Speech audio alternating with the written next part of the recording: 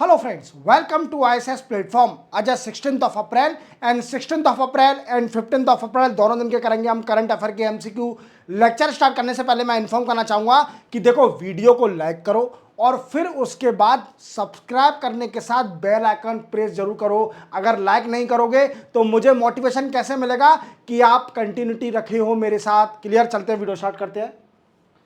First question, which state constituency get first extreme poverty free. देखो क्या है कि ये पूछ रहा है कि इंडिया में पहली ऐसी कौन सी कंस्टिट्यूएंसी बनी है जो एक्सट्रीम पॉवर्टी फ्री हुई है। तो देखो सबसे पहले क्वेश्चन बनता है कि एक्सट्रीम पॉवर्टी क्या है, एक्सट्रीम पॉवर्टी क्या है। देखो ये समझने से पहले हमें इसके पैरामीटर समझने पड़ेंगे।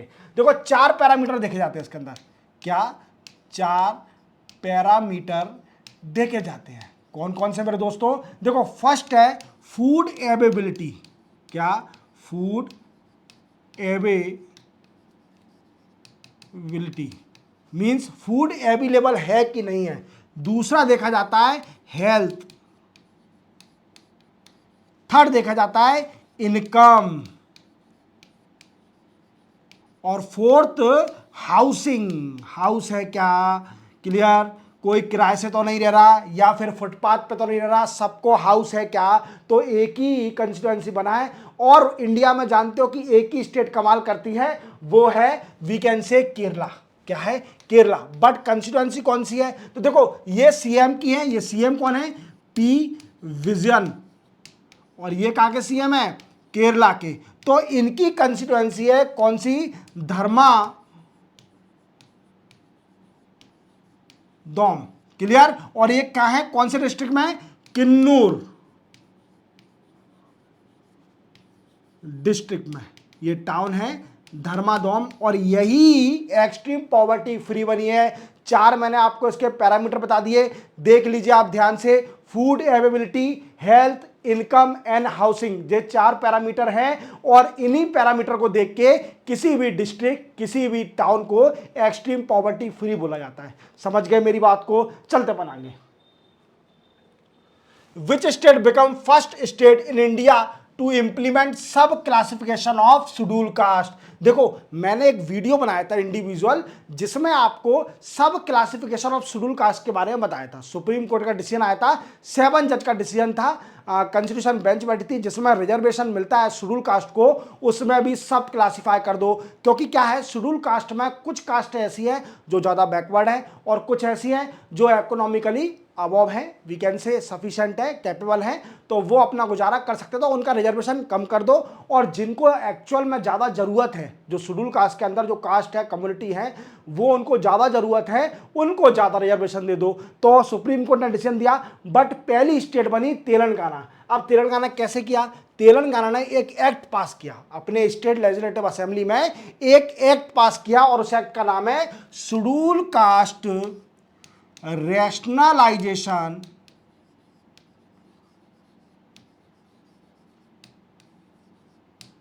Of reservation act 2025। ये एक्ट पास किया गया और इसी एक्ट से शेड्यूल कास्ट को कैटेगराइज कर दिया, सब क्लासिफाई कर दिया। अब कैसे क्लासिफाई करा है? तो देखो तेलंगाना में शेड्यूल कास्ट को कितना रिजर्वेशन मिलता है? तो शेड्यूल कास्ट को तेलंगाना में वी कैन से 15% रिजर्वेशन मिलता है। कितना मिलता है? 15% रिजर्वेशन मिलता है। और 3 ग्रुप में डिवाइड कर दिए। पहले ग्रुप को दिया जाएगा, फर्स्ट जो ग्रुप होगी शेड्यूल कास्ट की, उसको दिया जाएगा 1% रिजर्वेशन। क्लियर, जो एफुलेंट होंगी।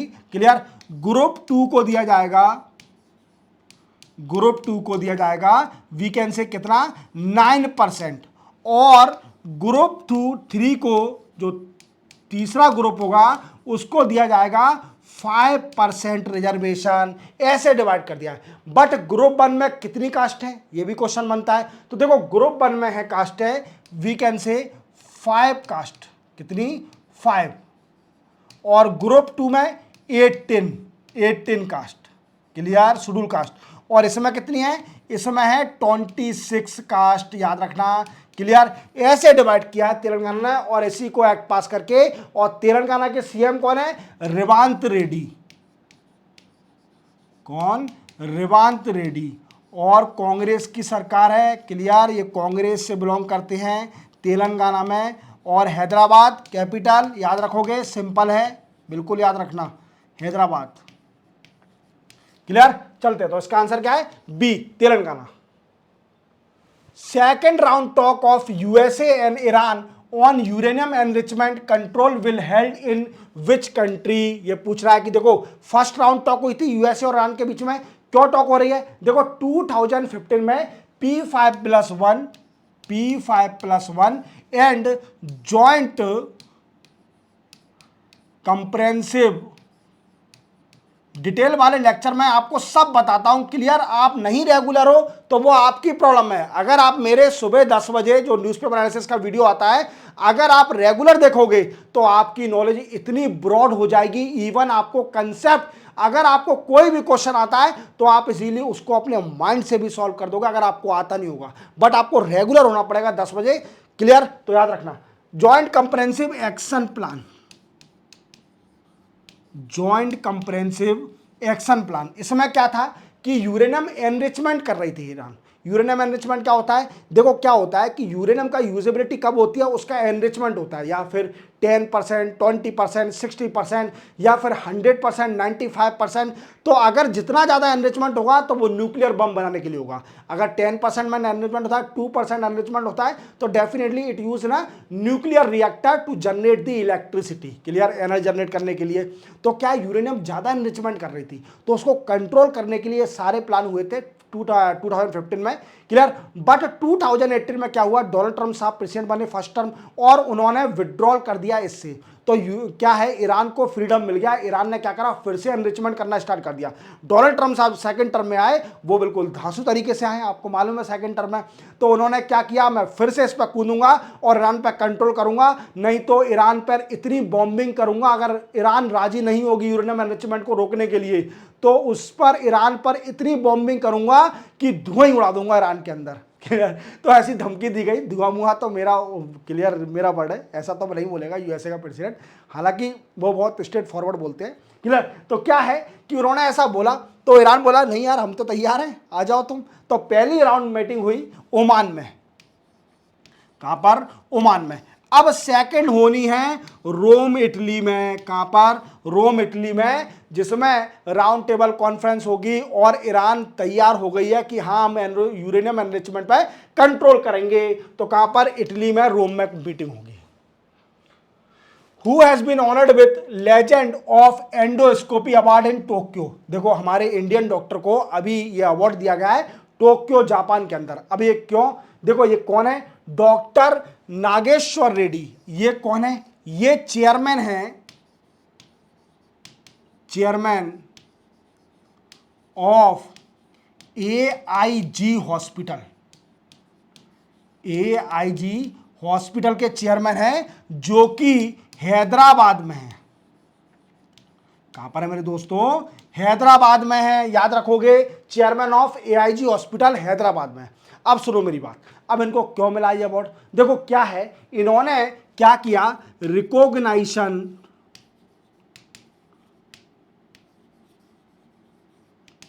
Of endo gastro intestinal endoscopy,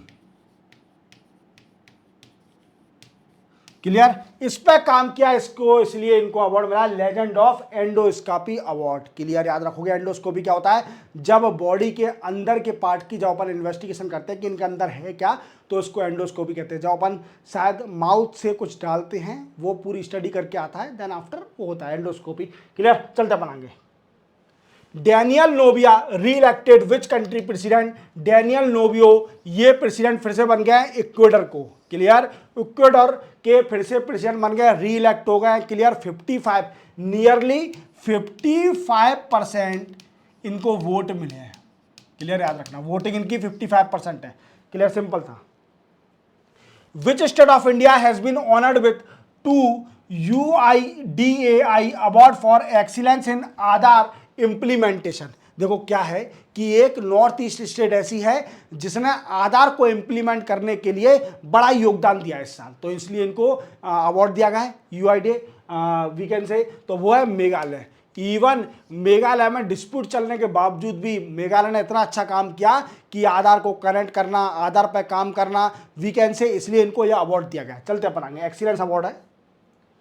who has inaugurated Jagannath temple in दिग, तो दिग कहां पर है, दिग याद रखना, ये क्या है, सी, एक सी टाउन है, सी के पास टाउन है, रिजॉर्ट टाइप का, रिजॉर्ट टाइप का एक सी टाउन है, क्लियर। यहां पर जगन्नाथ का बहुत बड़ा टेंपल बना है और जगन्नाथ की आप बिल्कुल हाथ जोड़ लीजिए, जगन्नाथ आपको भगवान की हमें बिल्कुल कंपटीशन एग्जाम में क्लियर करता है, क्लियर छोड़ते हैं अपन ये बात, क्लियर। जगन्नाथ टेंपल ये इनॉग्रेट किया है वेस्ट बंगाल सीएम ने, और वेस्ट बंगाल सीएम कौन है, we can say Mamata Banerjee,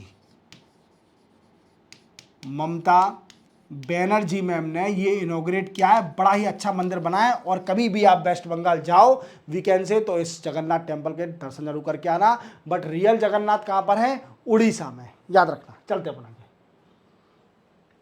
what is the Indira Gandhi international airport rank in busiest airport in world 2024? 2024 में सबसे बिजिएस्ट एयरपोर्ट अभी कौन सा है और हमारे इंदिरा गांधी इंटरनेशनल एयरपोर्ट की कौन सी रैंक है? तो देखो सबसे पहले निकालता कौन है, ये ACI वी कैन से आई वर्ल्ड इसको पब्लिश करती है। ACI फुल फॉर्म क्या है, तो एयरपोर्ट काउंसिल इंटरनेशनल, याद रखोगे, ये निकालती है। और नंबर 1 कौन सा है, नंबर 1 बिजिएस्ट पोर्ट है यूएसए का अटलांटा एयरपोर्ट, क्लियर। ये कहां पर है, यूएसए में। और दूसरे नंबर का बिजिएस्ट है दुबई एयरपोर्ट, कौन सा है, दुबई एयरपोर्ट UAE में, क्लियर। और हमारे इंडिया का we can say Indira Gandhi international airport की रैंक आई है 9th रैंक, कौन सी है, 9th रैंक। 2024 में इंदिरा गांधी इंटरनेशनल एयरपोर्ट की रैंक है 9th, और वर्ल्ड में इंदिरा गांधी इंटरनेशनल एयरपोर्ट दिल्ली का वो 9th वर्ल्ड में सबसे बिजिएस्ट एयरपोर्ट रहा है, याद रखना। हालांकि बहुत बड़ा है तो अभी बिजिएस्ट एयरपोर्ट रहा है, तभी तो बड़ा बनाया है। Which player of Indian cricket has been named as ICC Man Player of the Month March 2025? तो आप देख पा रहे होंगे श्रेयस अय्यर, और डिजर्व भी करते हैं ये प्लेयर क्योंकि अच्छा खेलते हैं। श्रेयस अय्यर को ये month ICC man player of the month March के मंथ का प्लेयर बनाया है, क्लियर मैन में। Which organization has developed laser directed energy weapon system? India ने एक और टारगेट अचीव कर लिया है और हमारा देश का नाम रोशन कर दिया है। इंडिया ने अभी laser directed energy weapon system अभी ट्रायल किया है और सक्सेसफुल रहा है। और ये ट्रायल कैसे किया है, सुखोई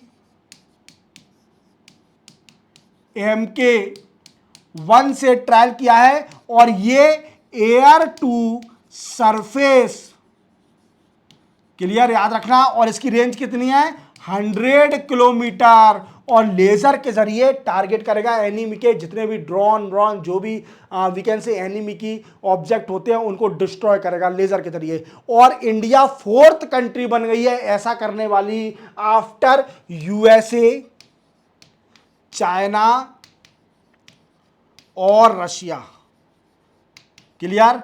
USA, चाइना, रशिया ये ऑलरेडी कर चुके हैं और इंडिया हमारी 4th कंट्री बन गई है। अब क्वेश्चन पूछा है किसने बनाया है, तो ये बनाया हमारे DRDO ने, defence research and development organisation, याद रखोगे। चलते बनाएंगे। विच स्टेट हैज लॉन्च भू भारती पोर्टल? भू भारती पोर्टल अभी तेलंगाना ने लॉन्च किया है, तेलंगाना स्टेट ने लॉन्च किया है। और इसका मेन मोटिव क्या है, we can say transparency in land record and strengthening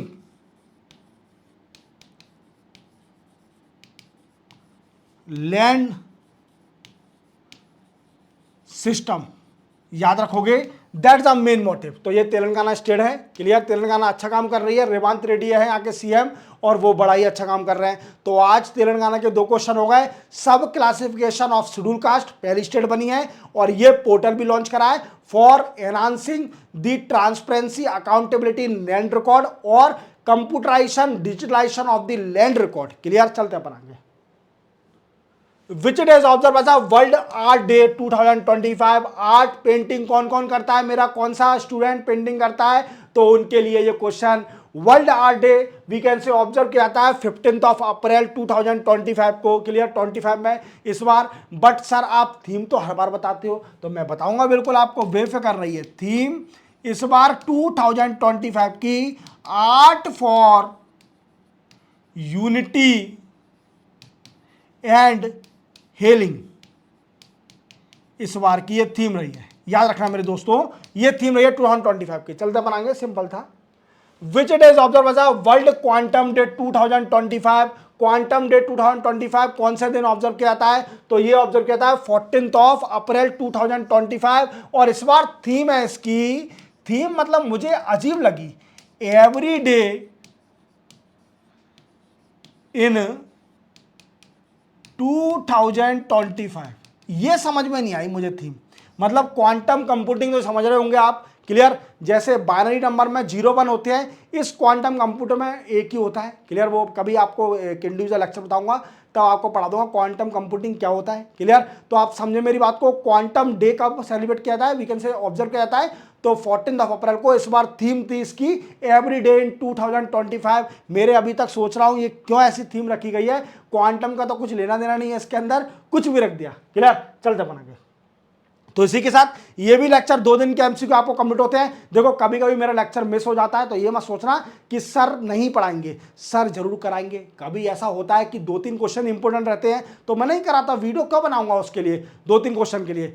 अब 1-2 मिनट का वीडियो मतलब फिर शॉर्ट ही बना दो, इससे अच्छा। तो क्लियर, तो क्या है कि मैं सोचता हूं कि कम से कम 10 या 7 तो मेरे मिनिमम होना चाहिए, 7 क्वेश्चन, तभी मैं वीडियो बनाता हूं उसका। और वीडियो को लाइक जरूर करो। क्लियर, वीडियो को लाइक नहीं कर रहे हो आप, सबसे बड़ी प्रॉब्लम क्या है कि आप लाइक नहीं कर रहे हो। लाइक करो, मुझे मोटिवेट करो, फिर मैं आपके लिए और अच्छी वीडियो बनाऊंगा। क्लियर, मिलते हैं हम कल, तब तक के लिए जय हिंद।